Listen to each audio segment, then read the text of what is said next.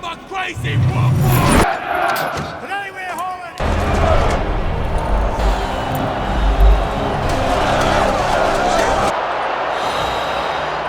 To bring back gasoline by half-life floorboard. And you will rise!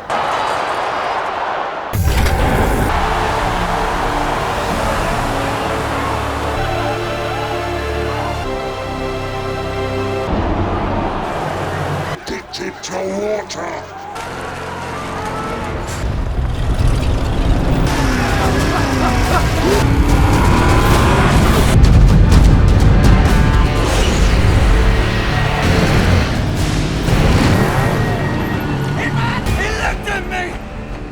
Horizon!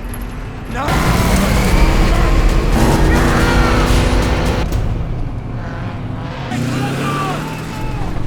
No! We're going!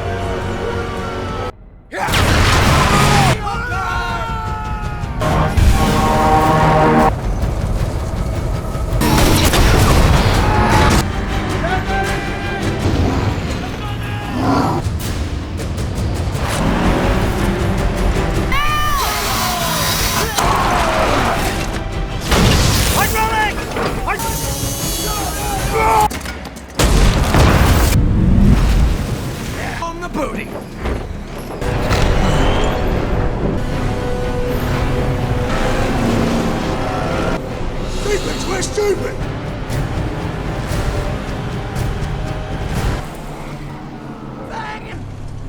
What have you done?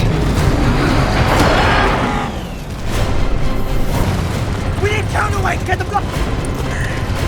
Come down!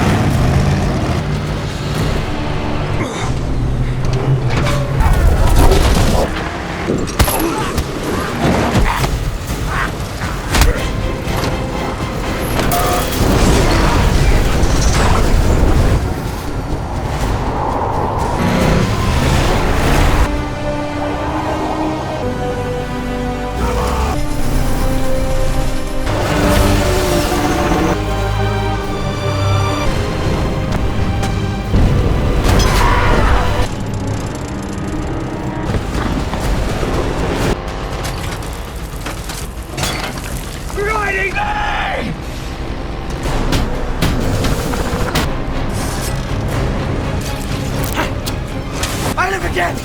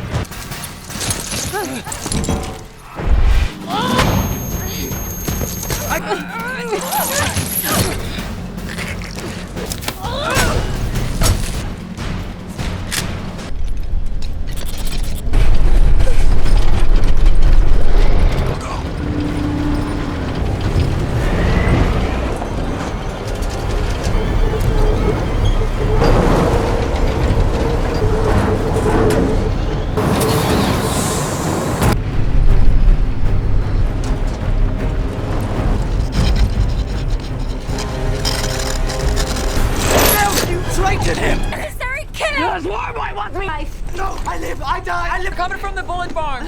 Yeah. Fooled you, war boy. He's a lying stone battle fire! No, Then who killed the world?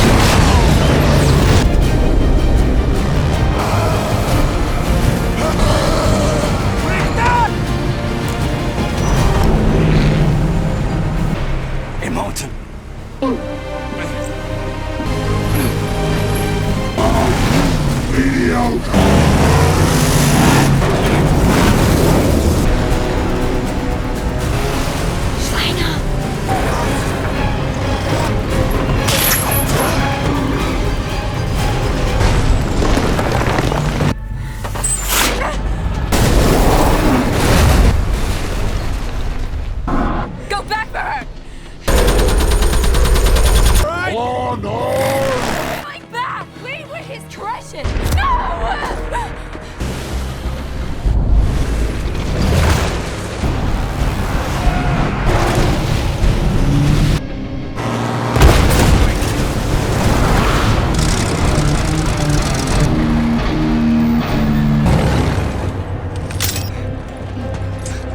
I'm the choir of death! No, they're shooting at us!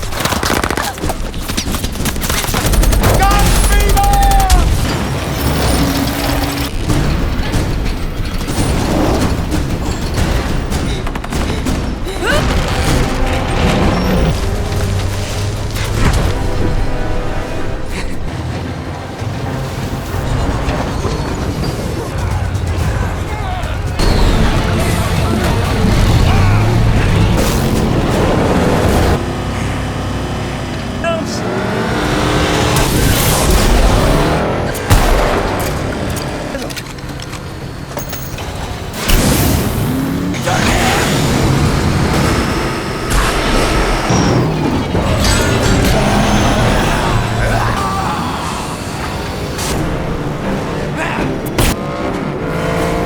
Off. Engine 1 is gone. One man, one bullet.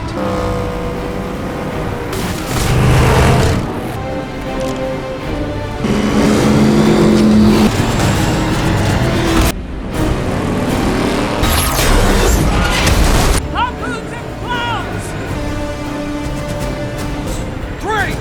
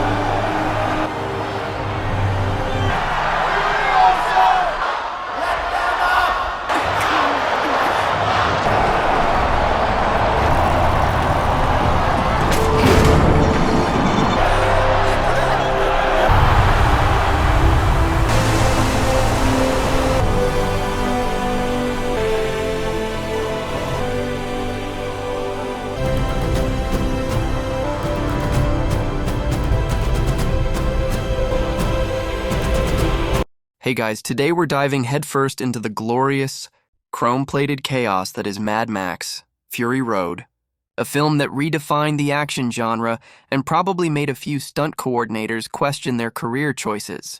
We open on Max Rockatansky, who's clearly not having his best day. He's mumbling about the ghosts of his past, looking every bit the weary survivor, when suddenly a horde of pasty, skull-faced speed demons called War Boys descend upon him. They're essentially the world's most aggressive extreme sports enthusiasts, painted silver and ready to die gloriously. Max tries to make a break for it because who wouldn't, but he's quickly subdued and dragged off to the ominous rock-hewn fortress known as the Citadel. If you had a good time with this, a like and a subscribe is a free way to help me keep making more. So, Max finds himself in the bowels of the Citadel, a society ruled by the tyrannical Immortan Joe, a truly charming fellow who breathes through a respirator and sports a rather fetching uniform made of human teeth. Max's new job? He's a blood bag, literally. A human IV drip for the anemic war boys. Specifically, he's hooked up to Nux, a particularly zealous war boy with a face full of tumors and a desperate craving for a glorious death. Max gets branded with a scary tattoo detailing his O-negative blood type. Because in this economy, even your blood has a SKU. It's a pretty grim existence, all dusty and metallic, with the constant clang of machinery and the unsettling silence of despair hanging heavy in the air. Max is not thrilled, as you might imagine, but what's a guy to do when he's strapped down and effectively a human juice box? Meanwhile, up top we meet Imperator Furiosa. She's a no-nonsense one-armed warrior in charge of the war rig, a monstrous tanker truck that's basically a mobile fortress. Her mission? A routine fuel run to Gastown, but something's different today. Instead of heading straight, she veers off course, driving the enormous vehicle straight into the desolate, shimmering expanse of the desert, creating a billowing cloud of dust that's practically a giant nope signal to the Citadel. The roar of the engine as she changes direction is practically a declaration of war. Immortan Joe, watching from his perch, gets a bad feeling, probably because his intuition isn't entirely dulled by all the breathing apparatus and general villainy. He sends his top war boys, including our old friend Nux, with Max still attached to the front of his car, naturally, to bring her back. The hunt is on, and the exhaust fumes are practically dripping with impending mayhem. Back at the Citadel, Immortan Joe realizes something even more precious than his gasoline is missing. He stomps into his highly secure vault, which, let's be honest, is less secure and more surprisingly easy to break into if you're Furiosa, only to find it empty. His 5 wives are gone, along with a desperate message scrawled on the wall: "Our children will not be war boys." This sends Joe into a glorious, chest-thumping rage. His progeny, his future, has been stolen. He summons his entire army, the war boys, the bullet farmers, the Gastown leaders, basically everyone with an engine, a weapon, and an unhealthy obsession with shiny things. The desert is about to become a very, very crowded place, and the air will soon be thick with the acrid smell of burnt rubber and desperate ambition. You can practically hear the revving engines echo through the canyons, a symphony of impending destruction. The desert chase begins in earnest. A symphony of metal grinding against metal and engines screaming for vengeance. Max, still involuntarily donating blood to Nux, is tied to the front of Nux's vehicle like a particularly grim hood ornament.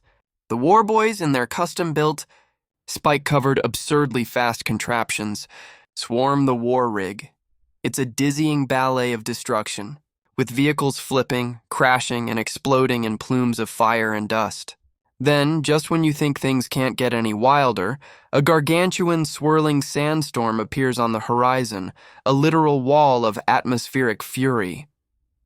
Furiosa, with her characteristic grit, decides to drive straight into it.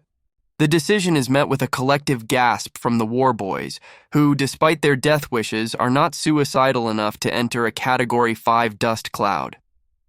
The crackle of thunder and the deafening roar of the tempest engulfs everything, a chaotic symphony of nature's wrath meeting man's folly. It's truly a sight to behold, and probably not what Max had in mind for his afternoon. Miraculously, Max and Nux survive the sandstorm, albeit a bit battered. Max, still linked by a chain, drags Nux's unconscious body as he stumbles through the wreckage. He manages to free himself from the car, but the chain around his neck remains, a rather inconvenient accessory. He eventually stumbles upon the war rig, its massive frame scarred but intact. Inside, he finds Furiosa and the 5 wives, capable, ethereal young women in white garments, each one a stark contrast to the brutal world outside. The silence after the sandstorm's roar is almost deafening, broken only by Max's heavy breathing and the wives' hushed whispers. There's a tense standoff, with Max trying to take the rig for himself, a desperate grab for freedom. He's grimy, feral, and looks like he's been through 12 rounds with a badger, while the wives are surprisingly composed, radiating a fragile but determined hope. It's a strange meeting of beauty and beast, all wrapped up in a post-apocalyptic metal shell. Max, ever the pragmatist, sees the war rig as his ticket out. There's a desperate scuffle for control. Furiosa, with her prosthetic arm and formidable fighting skills, isn't about to give up her mission or the wives. The wives, for their part, aren't exactly damsels in distress. They use their wits and the limited resources around them to help Furiosa. Max manages to get some precious water, because hydration is key even when you're being chased by an army of maniacs. The whole sequence is a frantic dance of fists, frantic maneuvers, and the clang of metal as Max tries to assert dominance. Eventually, through sheer brute force and a bit of luck, Max gets his hands on some firepower and manages to temporarily gain the upper hand. He needs the war rig, and he's willing to fight everyone in it to get it. The metallic tang of desert dust and the raw smell of sweat fill the air, a testament to the primal struggle for survival. Meanwhile, Nux, after his epic failure in the sandstorm, finds himself abandoned and rejected by Immortan Joe. His glorious death denied, his shiny and chrome afterlife temporarily postponed, he's a picture of dejection. He clings to the side of the war rig, begging for a ride, a desperate little cockroach clinging to a moving home. Max and Furiosa are initially less than enthusiastic about adding a former bloodthirsty pursuer to their already precarious convoy. But the wives, with their surprising compassion, convince Furiosa to let him join. He's essentially a stray puppy, albeit one who was trying to kill them 5 minutes ago. The engine's constant thrum offers a strange comfort, a pulse in the desolate landscape. It's a genuinely unexpected turn, showcasing that even in this brutal world, a glimmer of humanity, or at least a practical need for another pair of hands, can emerge from the dust. Our unlikely band of heroes enters a narrow canyon, a treacherous pass where jagged rocks loom like skeletal fingers. And because nothing is ever easy in the wasteland, they're promptly ambushed by the buzzards, on a terrifying gang of scavengers driving spike-covered vehicles that look like they've been designed by a particularly aggressive punk rock porcupine.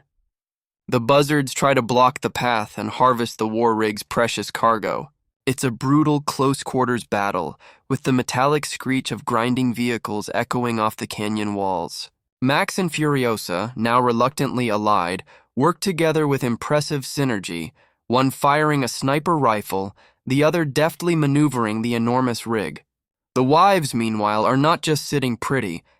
They're trying to defend themselves and the rig, making good use of whatever they can find. The sound of explosions and the splintering of metal are constant companions in this claustrophobic fight, a symphony of destruction in a truly awful concert hall. Having survived the canyon, Furiosa needs safe passage through a territory controlled by the bullet farmer, another one of Immortan Joe's delightfully deranged allies. This guy literally deals in bullets, and his domain looks like a cross between a firing range and an industrial nightmare. Furiosa tries to negotiate, using her past connections and the promise of some serious gasoline. The air here is thick with the smell of gunpowder and the metallic tang of industry. But naturally, things go sideways because Immortan Joe has already put out a bounty on her and his wives. The negotiation quickly devolves into another frantic skirmish. The bullet farmer's goons, armed to the teeth, try to overwhelm them, and the war rig becomes a mobile fortress once more, spitting fire and fury. It's a constant battle for survival, and just when you think they might catch a break, another wave of enemies comes roaring down the road. The bullet farmer, utterly incensed, chases them through the night. His vehicle is a terrifying, weaponized monstrosity, spitting bullets like confetti at a very violent party. The darkness is illuminated by muzzle flashes and explosions, turning the desert into a strobe-lit war zone. This is where Max truly shines, displaying his incredible marksmanship. He takes up a sniper rifle and with pinpoint accuracy shoots out the bullet farmer's lights, effectively blinding him. It's a tense, nail-biting sequence, with the crack of each shot cutting through the roar of the engines. The wives help with reloading, proving their worth beyond just being cargo, adding to the desperate energy. The bullet farmer, disoriented and enraged, finally crashes, a spectacular wreck that briefly gives our heroes a moment of reprieve. Though the silence after the crash is almost as unsettling as the battle itself, you can practically feel the metallic vibrations from the impact. Under the vast, star-dusted desert sky, the war rig grinds to a halt. It's a moment of quiet, a rare breath in the relentless chaos. Furiosa, ever watchful, takes a moment to share her story. She reveals that she was stolen from a mythical green place, a fertile, thriving sanctuary, when she was a child. Her quest isn't just about freeing the wives. It's about returning them and herself to this promised land. The wind whispers through the rigging, a desolate lullaby. The wives listen, their faces etched with a mix of hope and weariness. Max, ever the stoic, absorbs it all, his eyes scanning the horizon for any sign of danger. Nux, surprisingly, is starting to bond with the wives, finding a new purpose beyond dying shiny and chrome. It's a poignant scene, filled with the weight of memory and the desperate longing for something better than this dust-choked reality. As dawn breaks, the hope for the green place turns into despair. The war rig gets stuck in a vast, seemingly endless swamp, a muddy, desolate quagmire that swallows vehicles whole. The thick, viscous mud clings to the tires, pulling them deeper. It's not just a physical obstacle. It's a symbolic one. Furiosa climbs a towering spire of rock, scanning the horizon with her binoculars, hoping to see the lush paradise of her childhood. But all she finds is an endless, barren salt flat. The green place is gone, reduced to nothing but memory and a few scattered ancient plants. Her gut-wrenching cry of despair echoes across the wasteland, a raw, primal scream of loss that's utterly heartbreaking. The sound is almost physical, a wave of pure grief washing over the scene. Even Max is visibly affected, standing quietly as she grieves. It's a stark reminder of the devastating toll this world has taken. Just when all hope seems lost, a figure emerges from the shimmering heat haze of the salt flats, an elderly woman, riding a motorbike and holding a flare, like a beacon of defiance in the desolation. She's one of the Vuvalini, also known as the Many Mothers, a tribe of formidable older women who were also from the Green Place. They are the last keepers of its memory and its seeds. Their arrival is accompanied by the rhythmic thrum of their bikes, a sound that promises both danger and salvation. It's a genuinely striking moment, with these hardened, wise women appearing like ancient spirits. There's a cautious reunion, a mix of relief and sorrow as Furiosa connects with her past. They offer refuge and shared memories, a brief, fragile moment of community in a world that thrives on isolation and violence. It's like finding a small, stubborn flower in the middle of a war zone. The Vuvalini confirm what Furiosa feared. The green place is truly gone. Their only path forward is to traverse the vast, dangerous salt flats, a journey that promises certain death. It's a bleak future, and the weight of it settles heavily on everyone. But Max, ever the strategist with a touch of cynical practicality, has a radical idea. Instead of running further into nothingness, he proposes they turn the war rig around and go back to the Citadel, which is, ironically, the only place with water and resources. "We go back," he declares, his voice gruff but resolute. The proposition is met with stunned silence, then cautious agreement. The roar of the war rig's engine, once a symbol of escape, now becomes a battle cry for reclamation. It's a desperate, audacious plan fraught with peril, but it's their only shot at real survival. The metallic clang of a wrench being secured signals a shift in strategy from flight to fight. Back at the Citadel, Immortan Joe, still foaming at the mouth with rage, has assembled his entire war party. We're talking Gastown, Bullet Farm, everyone who owes him a drop of guzzle or a grain of grog. It's a truly awe-inspiring spectacle of mechanical mayhem. Dozens of monstrous, custom-built vehicles, each bristling with spikes, flamethrowers, and weaponized guitars. The ground practically trembles with the combined roar of their engines. This isn't just a pursuit. It's a mobile declaration of war, a moving metal ecosystem designed solely for destruction. The air is thick with the smell of diesel and the anticipation of carnage. Joe himself leads the charge, his grotesque face a mask of furious determination, desperate to reclaim his property and punish those who dared defy him. The metallic clang of weapons being readied provides a grim soundtrack to the impending doom. As the war rig turns back, it's not long before they run straight into Immortan Joe's massive chrome-encrusted convoy. The silence of the desert is shattered by the deafening roar of engines and the sudden eruption of gunfire. This is it, the final brutal confrontation. The war rig, driven by Furiosa with Max as her strategic gunner, becomes a battering ram, a moving fortress against an overwhelming tide of warboys. The Vuvalini, with their archaic but effective weapons, provide crucial support, firing arrows and lances from their motorbikes, demonstrating that wisdom and experience can still pack a punch against sheer brute force. The metallic clang of impact, the screams of the dying, and the constant crackle of weapons fire create a hellish symphony. It's a whirlwind of dust, fire, and twisted metal, a desperate fight for survival where every inch of ground is earned with blood and sweat. In the thick of battle, Max and Furiosa really hit their stride, moving with an almost telepathic coordination that's frankly exhilarating to watch. He's her eyes, her long-range weapon. She's his driver, his shield. The roar of the engine and the thunderous explosions become their twisted ballet music.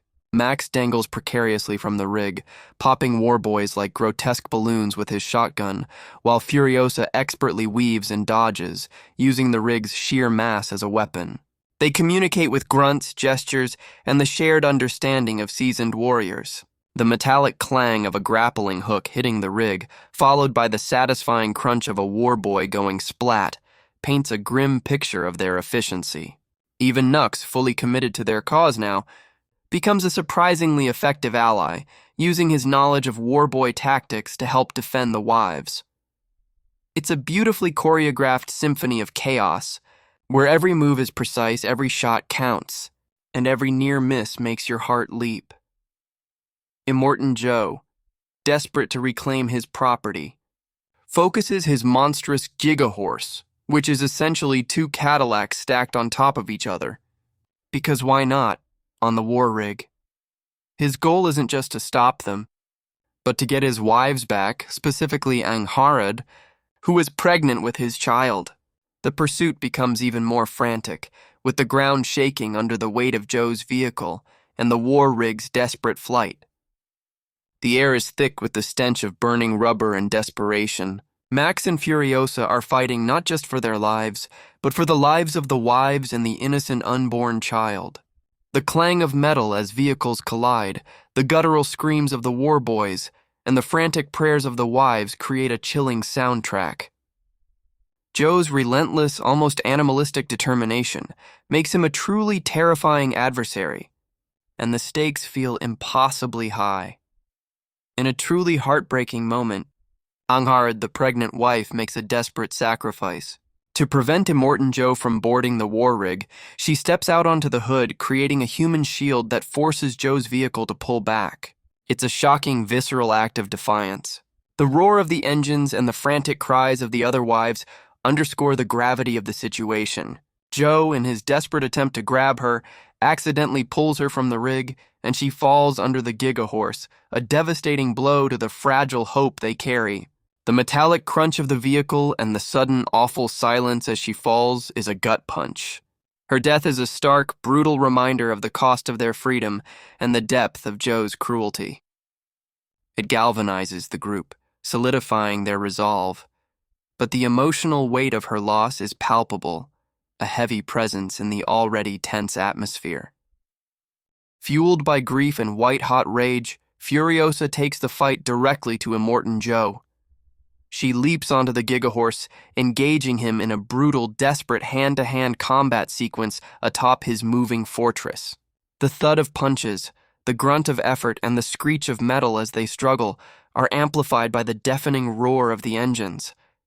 Joe, despite his decrepit appearance, is surprisingly strong, and his respirator mask is a constant, unsettling presence. Furiosa, with her prosthetic arm and sheer force of will, is a whirlwind of furious defiance. It's a visceral, claustrophobic battle, with the high stakes of their entire mission hanging in the balance. The clang of metal from their struggle is the only sound you can focus on, as the fate of their rebellion rests on this one-on-one showdown. You can almost feel the raw exhaustion and desperation radiating from her every move. In a final, cathartic act of vengeance, Furiosa manages to latch onto Immortan Joe's grotesque respirator mask. With a mighty guttural roar of effort, she rips it clean off along with his face. It's a shockingly graphic but incredibly satisfying moment.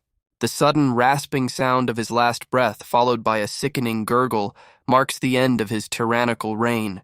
His body, now a lifeless husk, falls from the Gigahorse, bouncing off the unforgiving desert floor. The collective gasp from the wives and the stunned silence from the war boys is almost deafening. The clang of his mask hitting the ground is the sound of an era ending. Max, ever the silent observer, watches the spectacle unfold, a grim satisfaction on his face. This is not just a death. It's the symbolic crumbling of their oppressive world. A moment of fleeting victory in a desolate land, and the start of something new, or at least different. With Immortan Joe's reign abruptly ended, the entire warboy convoy grinds to a halt.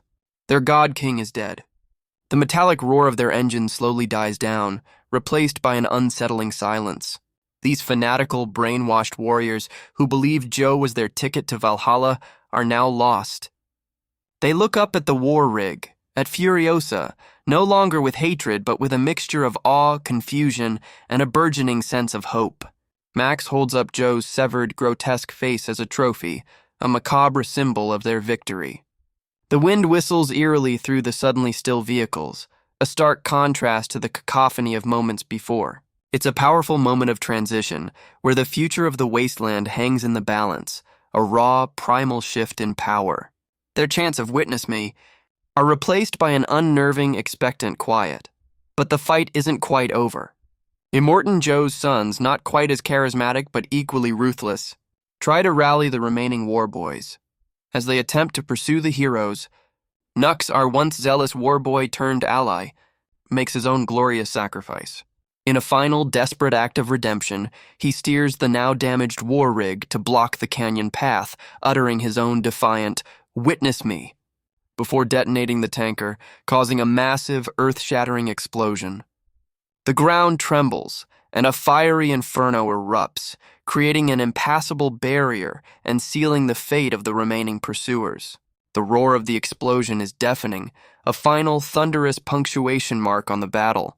It's a poignant end for a character who found purpose and humanity in the unlikeliest of places, a truly poetic farewell for a lovely day enthusiast. The metallic tang of burnt fuel and dust fills the air. With Immortan Joe dead and his sons thwarted, Furiosa and the surviving wives, along with Max, make their way back to the Citadel. The massive gates, once a symbol of oppression, now stand open. The oppressed masses who have been deprived of water and hope for so long look on with a mixture of fear and burgeoning hope. The silence from the crowd is thick with anticipation, broken only by the sounds of their own hushed breathing and the distant desert wind. Max carries Joe's severed head, a grim trophy which is then presented to the people. It's a powerful, symbolic moment, a changing of the guard, literally. The crowd, witnessing the fall of their tyrant, erupts into cheers. The cacophony of their voices, once muted by fear, now rings with a newfound freedom, a beautiful sound in a world that rarely hears joy. It's an almost biblical return, a moment of triumph against overwhelming odds. Furiosa, having brought down a tyrant and liberated an entire population, is hoisted up by the grateful masses. She stands triumphant, a beacon of hope and a true leader. The cheers are deafening, the joy palpable, a stark contrast to the despair that previously permeated the Citadel. Max, however, isn't one for accolades or staying put. He shares a silent, knowing look with Furiosa, a nod of mutual respect and understanding that transcends words. He's done his part. The road warrior's journey continues. He turns and quietly slips away into the surging crowd, a solitary figure disappearing into the masses he helped free. The metallic echo of his bootsteps against the rock gradually fades into the general din of celebration. He's a ghost in the machine, a legend in the making, destined to wander the wasteland, forever seeking his own elusive peace. What a wild, dusty ride that was, filled with more chrome, explosions, and heartfelt storytelling than anyone could have possibly anticipated. If you had a good time with this, a like and a subscribe is a free way to help me keep making more. Max's story reminds us that even in the most broken worlds, where hope is a rare commodity and humanity feels like a distant memory, the courage to fight for something better can ignite a spark. It's about more than just survival. It's about reclaiming what was lost, forging alliances in the face of despair, and finding a purpose beyond the endless road. Max, the silent wanderer, leaves us with the powerful notion that even a lone, haunted soul can be an unexpected catalyst for change, reminding us that sometimes the greatest acts of heroism are simply choosing to help someone else find their way home, even if you can't find your own.